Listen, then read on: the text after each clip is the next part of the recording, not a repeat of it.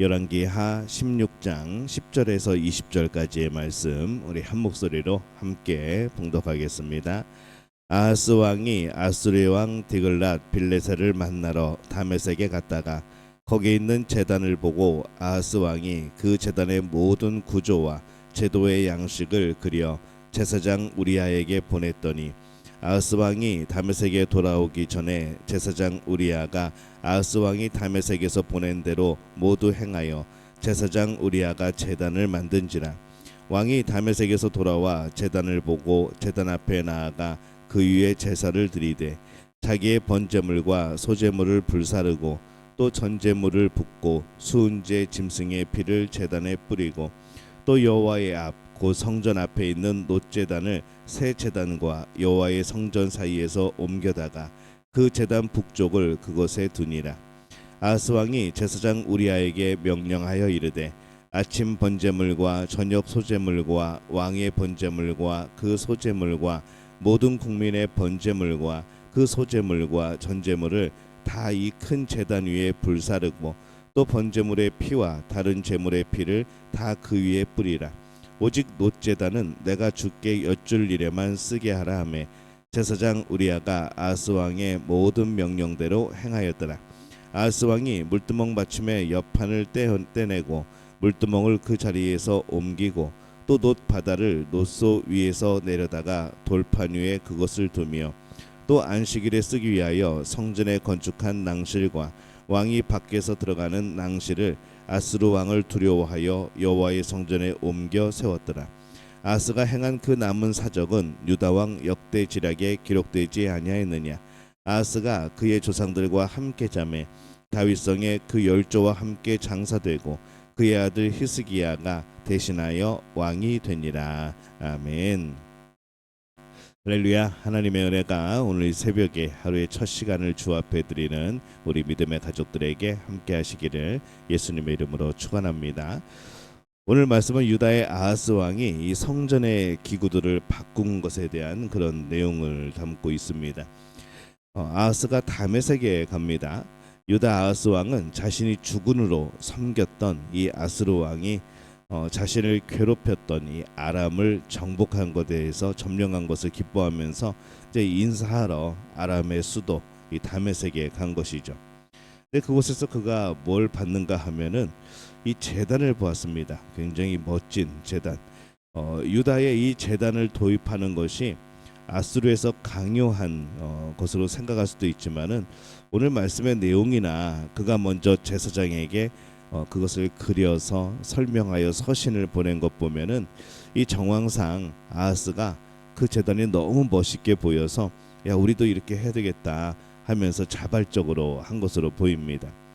11절의 말씀에 보면은 아하스 왕이 다메섹에 돌아오기 전에 제사장 우리아가 아하스 왕이 다메섹에서 보낸 대로 모두 행하여 제사장 우리아가 제단을 만든지라 이렇게 기록을 합니다. 유다의 대제사장은 왕이 지시한 대로 제단을 만듭니다. 목숨을 걸고라도 사실 반대하는 게 맞는 것인데 그는 왕의 지시를 너무나도 충실히 따르고 있는 거죠. 유다의 성전이 지어진 이후에 처음으로 새로운 제단이 만들어집니다. 새로운 제단은 더 크고 웅장할 수는 있습니다. 더 멋있을 수는 있습니다. 그러나 하나님께서 말씀하신 그 모습과 그 의미가 이제 아니었던 것이죠. 말씀에서 철저히 벗어났고 하나님께서 원하시는 것에서 철저히 벗어나 있는 그런 모습으로 제단을 만든 겁니다. 왕이 다메섹에서 돌아옵니다. 12절에 보면은 왕이 다메섹에서 돌아와 제단을 보고 제단 앞에 나아가 그 위에 제사를 드리되 이렇게 기록을 합니다. 아하스 왕이 제단에서 제사를 드릴 때에 어떤 신에게 제사를 드렸을까? 하나님께 제사를 드렸겠죠. 13절에 보면은 자기의 번제물과 소제물을 불사르고 또 전제물을 붓고 수은제의 짐승의 피를 제단에 뿌리고 이 수은제는 화목제를 뜻합니다. 이 아하스 왕이 드리는 이 번제와 소제, 전제, 화목제는 그동안 늘 하나님께 드리던 그런 제사죠. 근데 이번에는 새로 만든 이 제단에서 그 제사를 드립니다. 그러면서 어떻게 하였을까? 그는 감격했을 겁니다.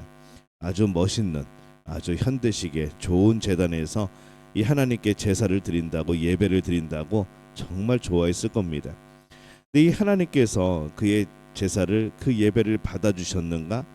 아니죠. 하나님은 분노하셨습니다. 이 다메섹에서 본 모양에 따른 새로운 제단의 제작은 그것에 그치지 않습니다. 이후에 더 많은 것들을 고쳐 나가죠. 아침 번제물과 저녁 소제물, 이 큰 제단 위에 불 사르고, 이 모든 제사를 새로운 제단에서 드리라고 명령을 합니다. 아하스가 생각하기에는 이 새로운 제단이 크고 좋기에 그곳에서 드리라고 하는 것 같습니다. 그것을 드리면은 하나님이 더 기뻐하실 것이라 생각을 한 거죠. 근데 생각해 보면은 그것은 말씀을 벗어난 것으로 그곳에서 드리는 다른 사람들까지 거짓되게 만드는 그러한 행위가 되어진 겁니다. 아주 잘못된 길을 가고 있는 것이죠. 또 놋제단은 내가 주께 여쭐 일에만 쓰게 하라, 이렇게 말을 합니다. 이 놋제단은 기존의 제단을 의미합니다. 원래 하나님께서 알려주시고 사용했던 것. 주께 여쭌다는 것은 그 제단에서 내장이나 간으로 점을 치겠다는 의미가 들어가 있는 거죠. 그래서 이 유다는 우림과 둠밈으로 하나님의 뜻을 물었었습니다. 근데 그것을 뒤로 하고 이제는 그 제물에 간으로, 장으로 또 점을 치겠다는, 이제 유다에서는 상상도 할 수 없는 그런 일들을 행하고 있는 것이죠. 그거는 가나안에서 우상을 섬길 때 많이 하던 일들입니다. 아하스는 그것이 굉장히 현대적이라고 생각하여서 그렇게 짐승의 제물에 내장으로 점을 치는 것을 도입을 또 합니다. 이것도 자기 마음대로 한 것이죠. 아하스는 그렇게 하여서 하나님의 뜻을 물을 수 있다고 그렇게 생각을 한 것 같습니다. 근데 이 엉뚱한 일을, 이 잘못된 일을 아하스는 너무 즐겁게, 너무 기쁘게, 너무 진지하게 하고 있어서 이걸 어떻게 해야 되나 싶을 정도의 생각이 드는 거죠. 그는 자신이 얼마나 잘못하고 있는지를 모르는 것 같습니다. 말씀을 모르고 말씀에 어긋난 행동을 하는 사람들을 보면은 가끔 그것이 보일 때가 있죠. 마치 믿음의 일을 하는 것처럼 생각을 하는데, 생각해 보면은 이 성경에서 완전히 어긋난 그런 일들을 하는 경우들이 참 많습니다. 16절에 보면은 제사장 우리야가 아하스 왕의 모든 명령대로 행하였더라, 이렇게 기록을 합니다. 이 제사장은 또 아하스 왕이 잘못시키는데도 불구하고 또 잘못된 대로 그대로 또 순종을 합니다. 제사장이 브레이크를 걸어야 되고 또 조언을 해야 되고 아닌 건 아니라고 해야 되고, 이 제사장의 말씀 앞에 바로 서 있어야 되는데 또 그렇게 하지 않음으로 인해서 유다는 더욱더 불신앙의 늪으로 빠져들어가는 것이죠. 17절의 말씀에 보면은 아하스 왕이 물두멍 받침의 옆판을 떼어내고 물두멍을 그 자리에서 옮기고 또 놋 바다를 놋소 위에서 내려다가 돌판 위에 그것을 두며, 이렇게 기록을 합니다. 이제는 디자인적인 요소를 생각해서 자꾸 수정을 합니다. 아하스는 성전의 기구도 자기 멋대로 바꿉니다. 또 18절에 보니까 또 안식일에 쓰기 위하여 성전에 건축한 낭실과 왕이 밖에서 들어가는 낭실을 아스루 왕을 두려워하여 여호와의 성전에 옮겨 세웠더라. 아마 이 성전을 향하는 왕을 위한 특별한 길, 또 그 특별한 문들을 없앤 것으로, 또 그런 것을 의미하는 것으로 보입니다. 이것은 아스루 왕을 무서워하여서 그렇게 하였다고 말을 합니다. 아스루 왕 앞에서, 그 나라 앞에서 자신을 낮추는 그런 행동인 것이죠. 이 아하스 왕은 하나님을 무서워하는 것을 몰랐습니다. 또 자기가 뭘 잘못하고 있는지도 모르고 있는 것으로 보입니다. 결국 사람을 무서워하며 살아갔던 것이죠. 하나님을 무서워하면 하나님을 경외하게 되어지고 또 하나님 안에서 자유로워지고 그 말씀 안에서 복이 되는 삶이 되어지지만은, 이 사람을 무서워하면서 살아가면은 결국에는 종처럼 메어지게 되어집니다. 결국에는 죄에 메어지게 되어지는 것이죠. 이 아하스는 성전의 제단과 기구 등 많은 것을 바꿉니다. 다메섹에서 본 대로 크고 멋있게 바꿉니다. 이게 하나님이 좋아하시라고 바꾼 건지 아니면 본인이 좋아서 바꾼 건지 잘 모르겠지만은 아마 본인이 좋아서 바꾼 것이라 생각을 합니다. 악하고 불신앙적인 일이었던 것이죠. 그것이 말씀에 어긋난 내용이기 때문에 그렇습니다. 이 하나님의 성전은 또한 성막은 하나님께서 일일이 알려주시고 또 일일이 가르쳐 주시고 하나님이 설계하신 하나님이 주신 그런 하나님을 만나는 장소입니다. 근데 이것을 의미를 모르고 아하스는 그냥 자기가 하고 싶은 대로 모든 것을 바꿔버린 것이죠. 아하스는 이 이사야 선지자와 같은 시대의 사람입니다. 근데 그렇게 그럼에도 불구하고 또 훌륭한 선지자가 있었음에도 불구하고 또 가장 악한 그런 왕이 되어집니다.